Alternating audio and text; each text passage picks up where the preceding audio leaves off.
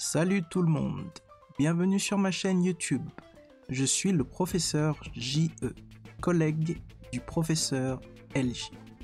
Sur cette chaîne, je vais parler de l'Afrique et également de son glorieux passé à travers plusieurs livres et thèmes intéressants. Le thème du jour sera le suivant: ces femmes remarquables et influentes. Et le premier épisode sera sur la grande reine d'Éthiopie, Makeda de Saba, et les Candaces de Méroé qui sont la reine Chanak Dakete, la reine Amani Renas et la reine Amani Shaketo. Un nom qui a capturé l'imagination des historiens, des poètes, des dramaturges et des explorateurs est celui de Makeda, la légendaire reine de Saba. La reine Makeda était également une grande administratrice, bâtisseuse et femme d'État internationale. Sa vie représente fermement la manière dont le matriarcat a coexisté en Afrique, côte à côte, avec le patriarcat. Alors, qu'est-ce que le matriarcat ? Le matriarcat est un régime social où le pouvoir est exercé par les femmes et par les mères de famille. Alors, qu'est-ce que le patriarcat ? Le patriarcat est un système social dans lequel les hommes sont les principales figures d'autorité au cœur de l'organisation sociale. Ils détiennent les rôles de leadership politique, d'autorité morale et de contrôle de la propriété. La dynastie à laquelle appartenait Makeda a été établie en Éthiopie en 1370 avant Jésus-Christ. Sa mère en particulier, la reine Isménie, a très bien préparé Makeda pour son rôle de reine d'Éthiopie. En 1105 avant Jésus-Christ, le père de Makeda, depuis son lit de mort, l'a nommée pour lui succéder. En tant que reine de l'Empire éthiopien, Makeda a gouverné son pays avec justice, courage et sagesse pendant 50 ans. Waouh! L'Inde et le sud de l'Arabie constituaient la moitié orientale de l'Empire de Makeda, tandis que le siège de son pouvoir se trouvait dans ce qui fut plus tard connu sous le nom d'Aksum. Alors, à présent, parlons d'Aksum. Aksum était un puissant royaume commerçant qui se développa au début de notre ère dans le nord-est de l'Afrique. C'est aujourd'hui une ville du nord de l'Éthiopie. Aksum fut l'un des centres commerciaux les plus prospères de son époque. L'ivoire, les parfums, l'or et les animaux transitaient par les ports du royaume. Afin de gouverner son empire, il était nécessaire pour Makeda de s'engager dans un commerce extensif pour assurer sa survie économique. Son astuce en tant que commerçante se traduit par l'audace de ses relations commerciales sur les marchés de Damas et de Gaza. Salomon a été terriblement frappé par la beauté de cette reine. Il est relaté en outre que la reine a été intimidée par la grande sagesse et la richesse de Salomon et a prononcé une bénédiction sur la divinité de Salomon. Salomon a rendu l'appareil avec des cadeaux. Makeda était apparemment assez riche, cependant, car elle a apporté des épices et des pierres précieuses, 4,5 tonnes d'or avec elle pour les donner à Salomon. Il s'ensuivit une affaire d'amour entre le roi Salomon et la reine Makeda qui conduisit à la naissance de leur fils Ménélik. Makeda a régné jusqu'à ce qu'elle abdique en faveur de son fils Ménélik.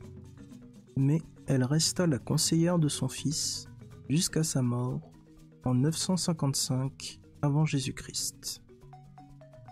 Elle se présente comme un prototype de toutes les grandes reines ultérieures d'Éthiopie.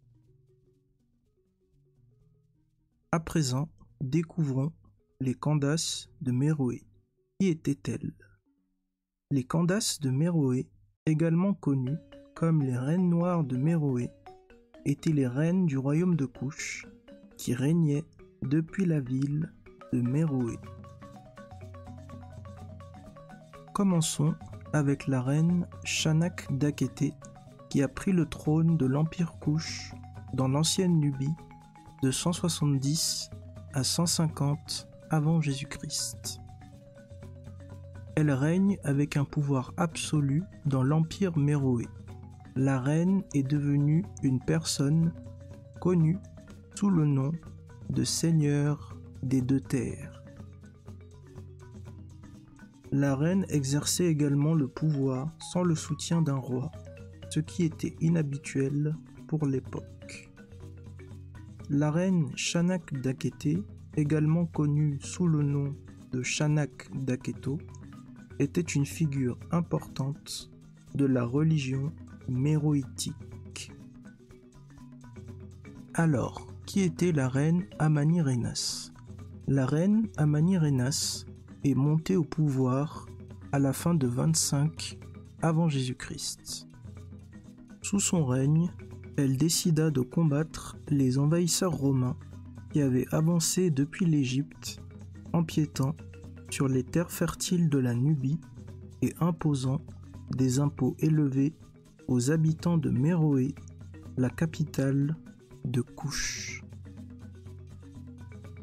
À la tête d'une armée de près de 30 000 soldats équipés d'épées, d'arcs et de flèches, la reine Amani-Rénas lança une attaque surprise.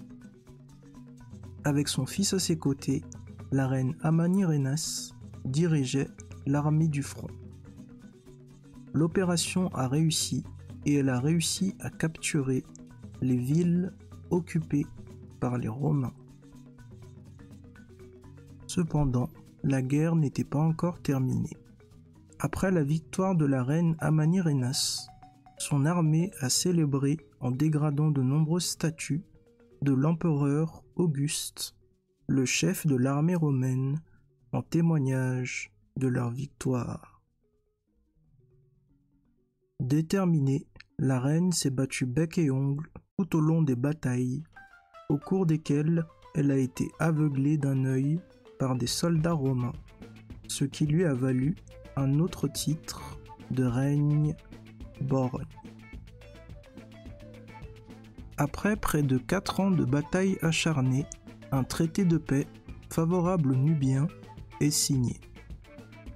La résistance d'Amani-Rénas a conduit à l'affaiblissement de la position romaine en Égypte, malgré ses pertes militaires.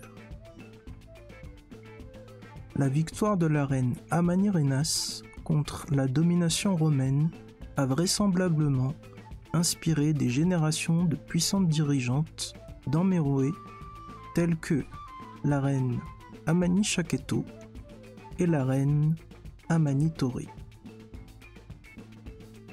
On se souvient de la reine Amani-Rénas comme d'une guerrière forte et d'un véritable leader.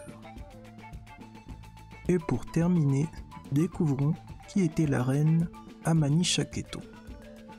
La reine Amani-Shaketo était une grande reine de Nubie et elle est connue comme une grande guerrière et bâtisseuse de pyramides. Elle a construit de nombreuses pyramides et de temples à Méroé. Elle est également la fille d'Amani-Rénas, la reine intrépide et borgne qui a vaincu les Romains.